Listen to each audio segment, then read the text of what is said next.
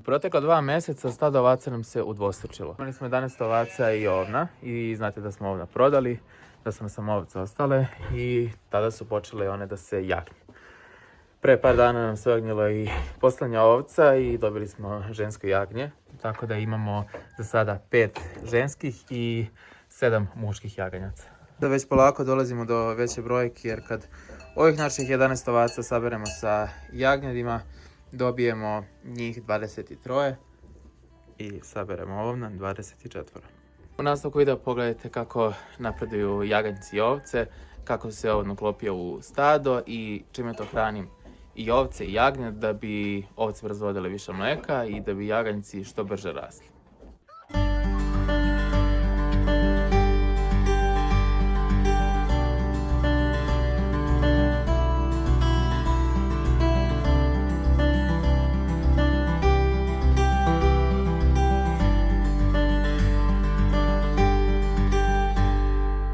Ovdje smo kupili pre skoro mjesec dana i ima 3 godine. Kupili smo ga u jednom mjestu, tačnije Kosjerić, i star je oko 3 godine, možda malo više, i nadamo se da smo sa njim u boli i da nismo pogrešili.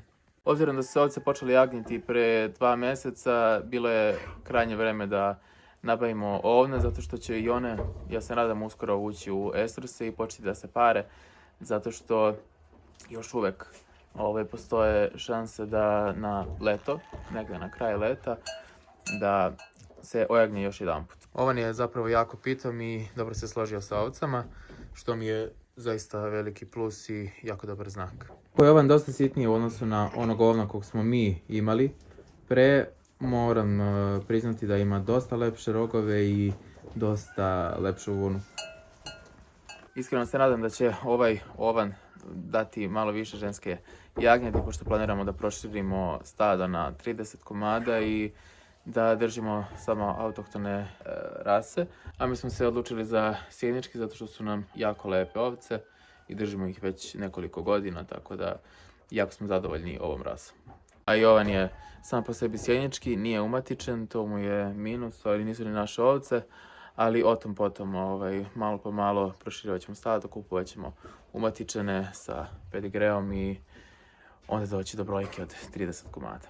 Patura je jako pitoma i mazna i jako lepo rastu. Već ćemo neke početi da odlučujemo zato što već imaju 2 mjeseca i ne treba više da sisaju majke, nego da se samo hrane suvom hranom, odnosno senom i koncentratom njihovim, kukuruzom, pšenicom, ječmom, zobi, sve živo im dajemo da bi im ishrana bila što raznovrsnija.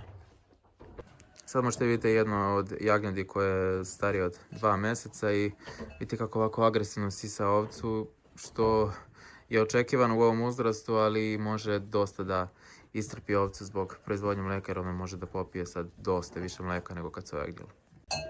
Svi vi koji ste novi na kanalu, ja bih vas pozvao da se pretplatite na kanal, lajkujete video i obavezno u komentaru napišete šta volite da snimam i šta vam je to najlepše što imam na svojoj farmi. Imamo jednu dvisku koja nije sjagnjena, pa je ovan tu da se i za to postara. Mislimo da nije uopšte ulazila estrus, da se nije parila sa onim našim ovnom, pošto bi trebalo da se vidi oticanje mlečne žlezde u vimenu, ali to se ne dešava, pa verujemo da nije ni ostala sjagnjena i nadam se da će se i ona pariti uskoro, pa da potom sa ostalim ovcama na leto dobiju jaganjce. Kao što rekao, pre par dana smo dobili žensko jagnje, još jedno, i evo ga ovamo. Sitno je jako i majka mu je isto sitna, bilo je nešto bolešljiva. Čekaj, mali, stani, ali je kočuperno dosta. Stani, ej. Tu je i majka, koja je prošle godine bila dosta bolešljiva, ali ovo je sad drugo jagnjenje i mislimo da će lepo uspjeti da ga podgaji. Super je što je žensko jagnje i jeste, kažem, sitno, ali baš liči na sjeničke ovce. Rekoh, ovo žensko jagnje je 5. po redu i moći ćemo malo da povećamo stado sad. Znači na ovih 11 ovaca koje već imamo, njih 5, to će biti 16 i fina brojka, ali još uvijek nam treba dosta njih do 30. Vidjet ćemo malo da kupujemo umatičenu jagnjad i bišćad, pa sad ukoliko neko naravno prodaje ili ima sjeničku jagnjad, odnosno ovce, može slobodno da me kontaktira ovdje ili putem Instagrama. Ajde mali, sad ću nju vratiti neki kod majke da sisa. Evo vidite koliko je velika razlika među nje i ovih ostalih koji su se pre mjesec i po dva ojagnjeli. Ovo je možda jedno od prvih. Ne znam da li je muško ili žensko, čini mi se da je žensko i bit će jako lepa ovčica. Samo neka nastavi ovako da raste. Vidite da je ovcama dosta prljavo, pa ću sad da im prostavim slame, da im bude suvo i čisto i onda čim budemo jagnjad odvojili, totalno budemo odlučili, tad ćemo ovaj cijel prostor očistiti. Tu će trebati dobro 3-4 sata da se sve očisti. Sad će oni svi krenuti da ovdje se igraju, da malo rastresu još dodatnu slamu i onda će poslije da se smesti i da spavaju. Gdje ste, maleni? Ćao. Gdje ste? Čarac je tu u oboru sad sa njima, pošto ovdje gdje su nam koze su morali osloboditi prostor. Sad već brojimo sitno do početka jarenja. Ove koze su dosta sad uvećale stomake i prva koza koja treba da se jari, to je naša Milica. Za nekih 15 dana će početi. Nakon toga ove dve koje smo kupili, Riska, Miginka i Sofija će posljednja negdje tamo u martu. Milicu ćemo skoro da odvojimo u obor pored, da bi mogla na miru da se ojari. Ne smo da ih pustimo sve zajedno ovdje da šetaju jer će se stvarno pobiti i rizikujemo da neko od jaja radi nasrda ili da dođe do prevremenog jarenja ili slično, ne daj Bože, nećemo da razmišljamo o tome, tako da sad će biti vezane, nju ćemo kroz nekih 7 dana prebaciti u obar, pa ćemo onda ići nakon što se ona ojagnji, ići će ova koza, pa onda njena ćerka i već što se tiče Sofije, ona će dosta kasno da se jari, skoro mjesec i pa dana je razlika među nje i Đurće. Ili ti mjesec dana između nje i ove pored. Nemoj da se biješ, alo! Alo! Eto vidite o čem pričam. Sad na red došlo da otkupim jaja i moram se pohvaliti da jaja ima poprilično i da se počela da mi nosi koke. Ovdje ova 4.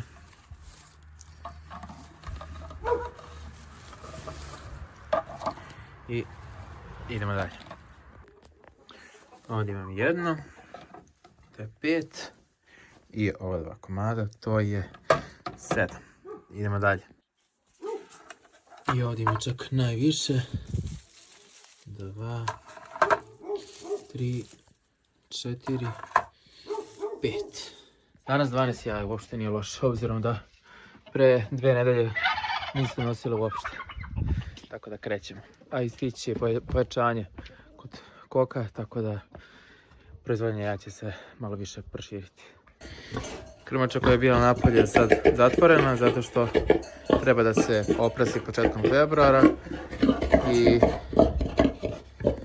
I ako se rećete, to je ona krmača koju su lisice odnele nekoliko prasadi, ali sad je u sigurnom prostoru pa se nadamo da će se proći kako treba. Gdje si, mala? Kao što sam ranije od toko videa napomenuo, nama je plan sad da ovce uđu u Esteros, da započnemo još jednu sezonu i da negdje na leto počnu da se jagnje. Zato smo primarno i kupili ovna, pa vidjet ćemo kako će to ići. Naš jagnjad već uveliko i sama jedu svu hranu i nije mleko. Toko je primarno, tako da valjalo bi se zaista i njih odvojiti. Vidite da jedna ovca da je izgubila svu vunu, ali vidite i po njoj da nije mršava, da je jako debela i da ima dosta velike stomake. Što mislim da je utjecalo na plodnost ovaca jer su, čini mi se, bile malo deblje i da su zbog toga imale slabiju ovulaciju. I imali smo samo 2 ovce koje su se obliznile, a ove ostale su dobile po jedno jagnje, što nije idealan rezultat, ali ajde. Pre se dešavalo da nam skoro svaka ovca dobije po 2 jagnjadi, ali sad je to manje i ajde, šta je tu je. Vidjet ćemo kako će iduća sezona proći. Njemu smo malo predali svu hranu i seno i evo vidite da su dosta toga pojele, da sena i nema više, iako je ovo sve bilo puno. Kao što rekao, njih ima sad dosta. Mi im u stvari dajemo detaljinu, zbog toga što ako jedu detaljinu, mleko će biti dosta masnije i jagnjad će bolje napredovati.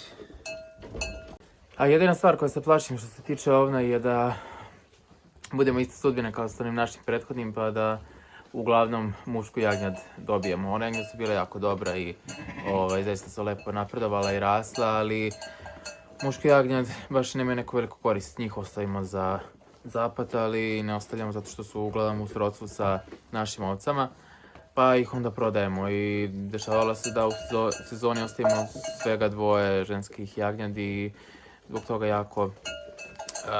jako smo sporo proširivali stado, ali ajde, nadam se da će sad biti malo bolje i da ćemo imati više jagnjadi ženskih. Sad kažem, imamo njih 5 i 7 muških, pa ajde, opet to nije toliko loš rezultat. Gdje si? Ćao!